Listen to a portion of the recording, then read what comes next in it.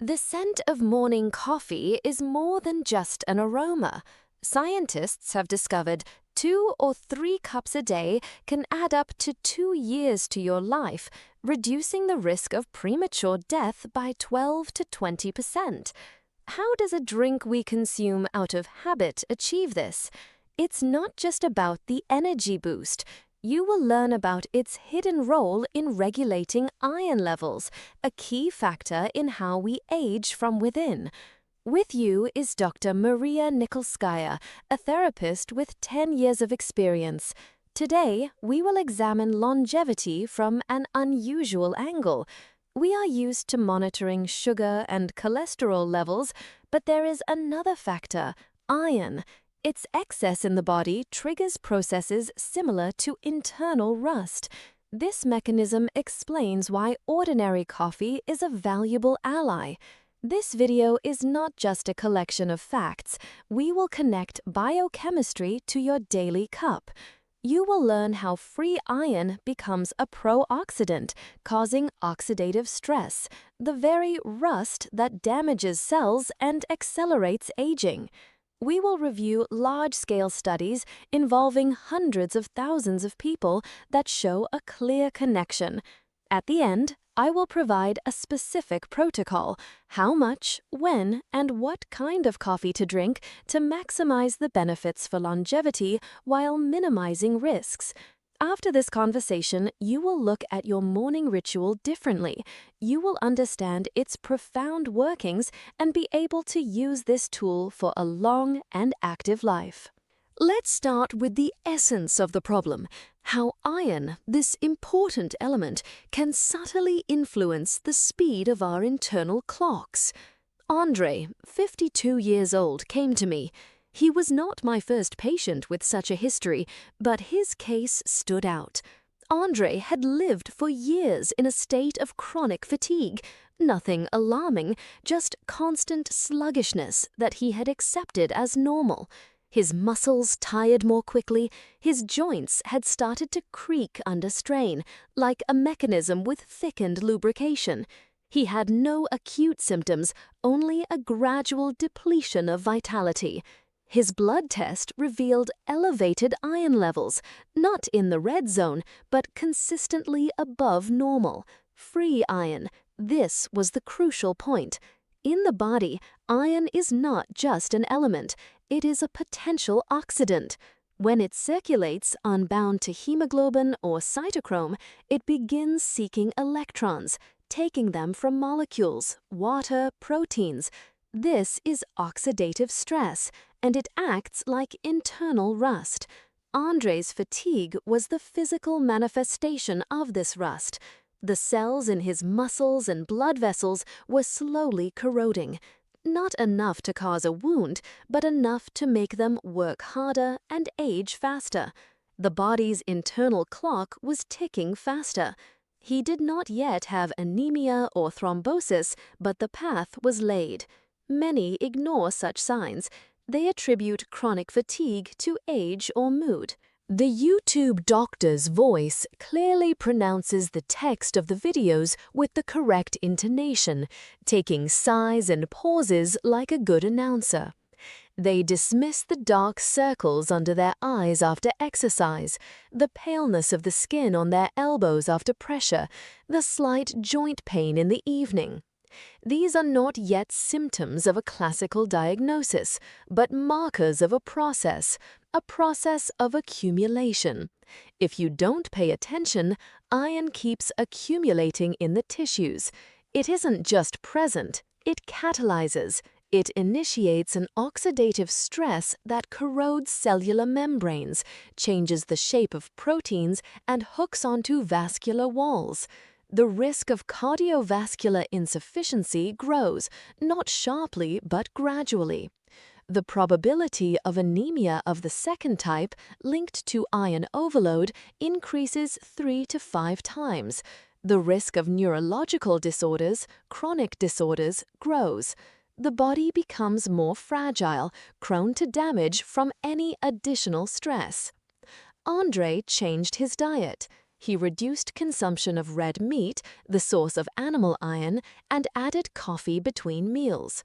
After 6 months, the level of iron and saturation in blood normalized. His health recovered. Symptoms ceased. His forehead, eyes, kidneys received a cleaner smack. This is a sneaky problem. Iron overload does not shriek but hisses. It doesn't shout but it whistles. It doesn't kill at once but steals days, months, years. And because it hisses, many miss it until the whisper becomes a shout. But by then, the damage has already sunk deep and the cost of repair is significantly higher. Iron inside us, not a passive passenger, but a mischievous little mischief. Every iron atom, a miniature magnet, spinning and attracting nearby molecules. When iron is free, not bound to hemoglobin or cytochrome, it becomes a provocateur, initiating the oxidation of something, tearing an electron from any donor in its vicinity. Free iron, a catalyst of oxidative stress. It doesn't tear cells directly, but hooks reactions that do it. In Andre's muscles, iron contributed to the collapse of mitochondrial membranes. His cells didn't die instantly, they began to age prematurely, like a too fast-wound clock. Now coffee enters. Coffee, not a nutritious substance, but a chelator, binding and deactivating. Polyphenols in coffee form stable complexes with unbound iron in the gut, preventing its absorption into blood. It's like a plug on the mischievous mischief, so it cannot freely move through tissues. In 2017 year, they published a meta-analysis of more than 40 epidemiological studies. Conclusion: 3 coffees a day lowered the overall mortality risk by 17%, not due to coffeeness, but due to chelatory effect. Another study in 2021 year showed that elevated iron level correlated with resistance to insulin, and consumption of coffee lowered that resistance.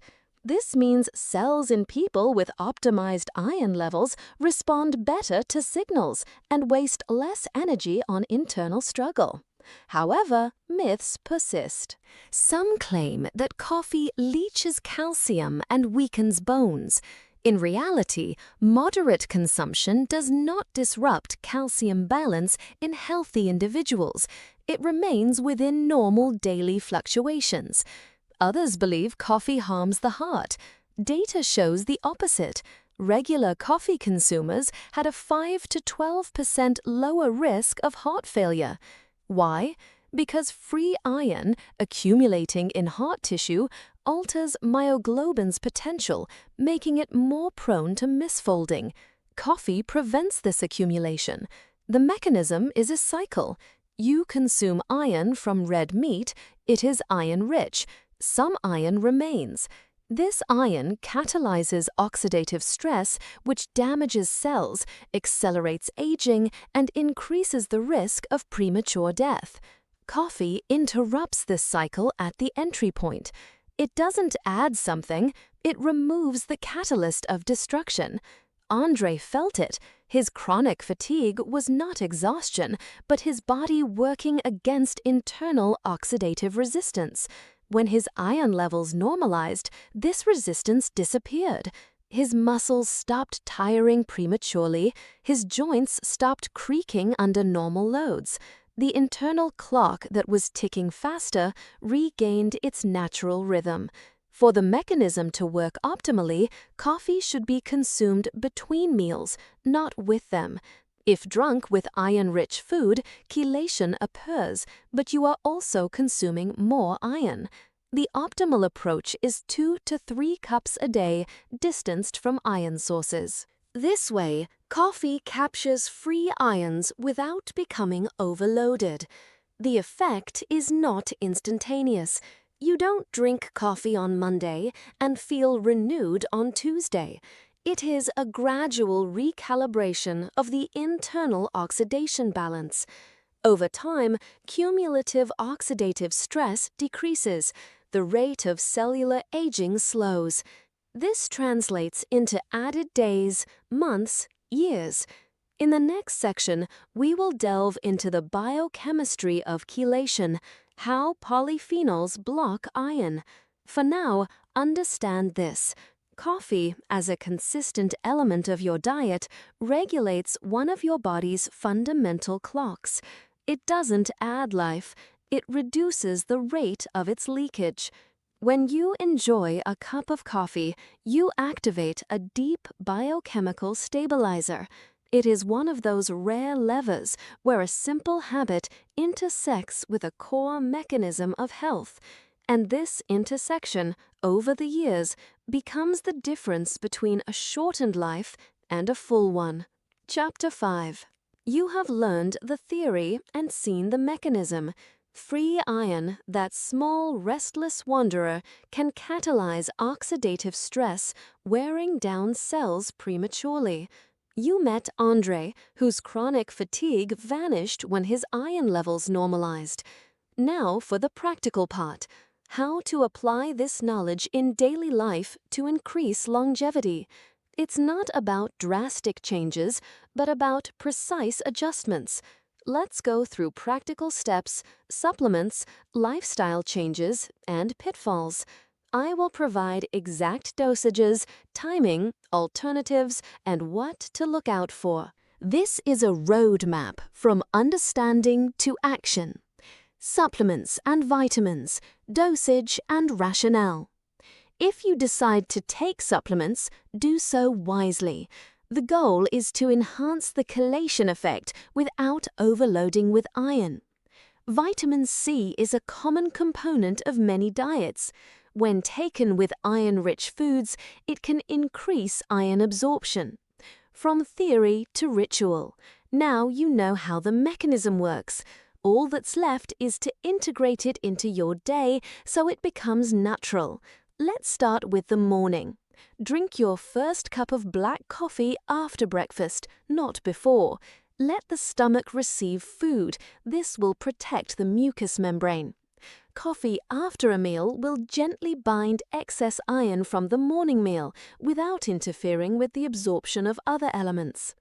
The smell of freshly ground beans, their bitter, deep aroma, this is not just waking up, it's a signal to start the internal stabilizer. We don't drink coffee at lunch. Let the body calmly absorb iron from food, from buckwheat, lentils, or chicken liver. Let this process proceed without interference. An hour and a half after lunch is time for the second cup. It will catch those free ions that didn't have time to bind with proteins and will carefully remove them, preventing them from turning into pro-oxidants. The evening should be light. The last meal is without caffeine. Ideally, at least 6 hours should pass between the last cup and sleep. This way, you will get the longevity benefits without disrupting circadian rhythms and the quality of nighttime recovery. Heaviness in the legs by the end of the day, brain fog, these are often signs not just of fatigue, but of accumulated oxidative stress. Evening rest without stimulants helps the body neutralize it. During the week, this looks like a clear but flexible schedule. From Monday to Friday, 2 or 3 cups according to the described scheme. This is a working rhythm that maintains balance. On weekends, allow yourself variability, 1 or 2 cups, perhaps trying different varieties. And 1 day a week, for example Sunday, can be spent completely without coffee. This will give the receptors a slight rest and allow you to assess your sensations. The body loves rhythm, but also appreciates small pauses. There are simple tests that will show how much your body needs such regulation. The first is for oxidative stress. Pinch the skin on the back of your hand, gather it into a fold, and release it. If the skin takes longer than 2 seconds to smooth out, this may indicate reduced elasticity due to high oxidative stress.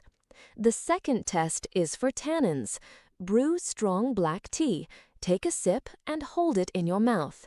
If you feel a strong, constricting dryness, it means the drink has a lot of polyphenols, which will bind iron just as effectively in coffee. Now about typical mistakes that negate all the benefits. The YouTube doctor's voice clearly pronounces the text of the videos with the correct intonation, taking sighs and pauses like a good announcer. The first is drinking coffee immediately after a steak or a plate of buckwheat. At this moment, the intestine contains a lot of iron, and the coffee will bind it. But if you specifically ate those foods to replenish your stores, the effect will be lost. Observe an interval, at least an hour between iron-rich food and a cup of coffee. The second mistake is exceeding the dose. More than 4 cups a day overload the nervous system, cause tachycardia, anxiety, and, paradoxically, increase cortisol levels, which only increases oxidative stress. Benefit turns into harm. For self-control, keep 2 simple checklists in mind. The perfect cup checklist. Black, without sugar and milk, made from freshly ground beans of light or medium roast, drunk not on an empty stomach. Such a drink contains the maximum of beneficial polyphenols with minimal side effects. And the iron control checklist. Get a ferritin test once a year. It's the primary marker of the body's iron stores. Adjust your diet knowing your numbers, and consider the timing of coffee intake. This is not a strict diet, but a tool adjustment. You are not depriving yourself of anything, but learning to use what you already have with greater precision. With each day lived by these simple rules, you are not just drinking coffee, you are slowly and surely pushing back that invisible line beyond which wear and tear begins. And so we have reached the finale. 3 main takeaways to carry with you. First, the secret of longevity in your cup is not just antioxidants, but also controlling iron levels through its polyphenols. Coffee regulates, preventing excess iron from becoming a catalyst for internal rust. Second, the dose decides everything. 2 or 3 cups of black coffee a day is the gold standard, confirmed by decades of observation. Less, the effect is weaker. More, the benefit turns into harm for the nervous system. Third, the timing of coffee intake relative to meals is critical for iron absorption. This is not just a drink, but a tool with a clear window of action.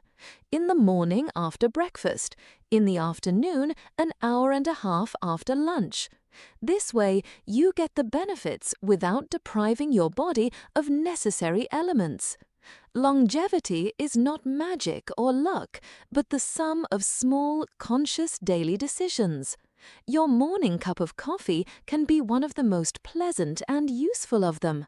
It is a mirror of our attitude towards the body. Can we not just consume, but finely tune? Get a ferritin test to know your numbers. And share in the comments whether you drink consciously, considering these principles. Your experience is important. Subscribe to the channel so you don't miss the breakdown of other secrets of healthy aging hidden in our habits. In the next video, I will tell you how ordinary water, depending on time and temperature, can either slow down metabolism or become a powerful catalyst for cellular renewal and detox.